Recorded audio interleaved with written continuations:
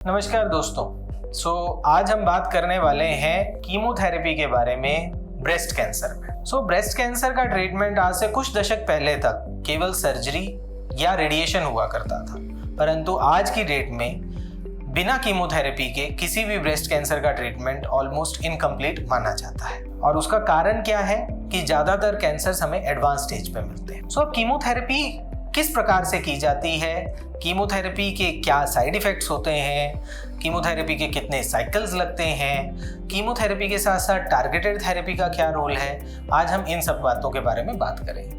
Chemotherapy के कितने cycles लगते हैं। ज़्यादातर पेशेंट्स में 6 से 8 साइकिल कीमोथेरेपी के दिए जाते हैं, डिपेंडिंग ऑन द स्टेज। किस स्टेज पर है पेशेंट उसके हिसाब से डिसाइड किया जाता है, क्या उसका परफॉर्मेंस स्टेटस है, कैसा उसके कैंसर की स्टेजिंग है, क्या उसके रिसेप्टर स्टेटस है। इन सारे चीज़ों को देखते हुए एक प्लान बनाया जाता है कि कितने साइकिल कीमोथेरेपी के दिए जा सकते हैं और उससे पेशेंट को कितना बेनिफिट होने वाला है। अब मेजर बात, जो अगला सवाल हर किसी के मन में आता है, वो होता है कीमोथेरेपी के क्या मेजर साइड इफ़ेक्ट्स होते हैं। जैसा हमने बहुत आमतौर पे सुना है, कीमोथेरेपी की वजह से ज़्यादातर पेशेंट्स को उल्टियाँ होने के चांसेस रहते हैं, कुछ पेशेंट्स को दस्त भी लग जाते हैं, कुछ में इम्यूनिटी लो हो जाती है, कुछ पेशेंट्स को थकावट ज़्यादा रहती है और कुछ पेशेंट्स के बाल काफ़ी ज़्यादा झड़ जाते हैं। तो क्या ये हर पेशेंट में होता है? जी नहीं। हर साइड इफेक्ट की अपनी एक पर्टिकुलर परसेंटेज है, 5 या 5 से ज़्यादा, पर आप किस कैटेगरी में आते हैं ये कीमोथेरेपी लेने के बाद ही पता चलता है। क्या इन साइड इफ़ेक्ट्स को टैकल किया जा सकता है? जी हाँ, बिल्कुल। उन साइड इफ़ेक्ट्स को टैकल करने के लिए आज की मेडिकल साइंस के पास बहुत सारी दवाइयाँ हैं, बहुत सारे इंजेक्शंस हैं, जिनकी हेल्प से या तो इन साइड इफ़ेक्ट्स को आने से रोका जा सकता है और आने के बाद भी उनका ट्रीटमेंट किया जा सकता है।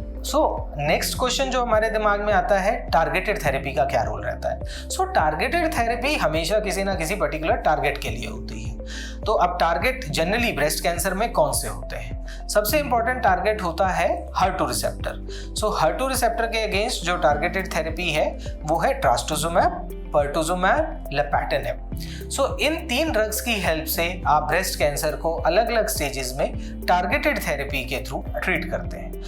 अब इसमें ट्रास्टुजुमैब आज से 15-20 साल पहले अप्रॉक्सीमेटली मार्केट में लॉन्च हुई थी और आज से 10 साल पहले तक काफ़ी अनअफोर्डेबल थी, लेकिन आज की डेट में ये एक अफोर्डेबल ऑप्शन है। लेटेस्ट अगर ट्रीटमेंट की बात करें तो उसमें आता है पर्टुजुमैब, और उससे भी एडवांस ट्रीटमेंट्स में जो अभी इंडिया में नहीं अवेलेबल है, फेमट्रास्टुजुमैब आता है। अब बात करें कि इसके अंदर इनके क्या साइड इफ़ेक्ट्स होते हैं। टारगेटेड थेरेपी के लिए अच्छी बात यह है कि इनमें कोई ज़्यादा साइड इफ़ेक्ट्स नहीं पाए जाते हैं। इनको देने का फ़ायदा कितना होता है? Approximately double. जितना फ़ायदा हमें कीमोथेरेपी को देने से होता है, उससे अप्रॉक्सीमेटली डबल फ़ायदा ट्रास्टुजुमैब पर्टुजुमैब को कॉम्बिनेशन देने से होता है। अब तीसरी बात जो आती है वो है इम्यूनोथेरेपी का ब्रेस्ट कैंसर में कितना रोल है। इम्यूनोथेरेपी का ब्रेस्ट कैंसर में बहुत ही लिमिटेड सा रोल है और ज़्यादातर ये स्टेज 4 के पेशेंट्स में यूज़ की जाती है। अब मेरे ख्याल से हमारे मेजर सवालों का जवाब हमें मिल गया है। सबसे पहला, कीमोथेरेपी का रोल क्या है। दूसरा, कीमोथेरेपी देनी चाहिए नहीं देनी चाहिए।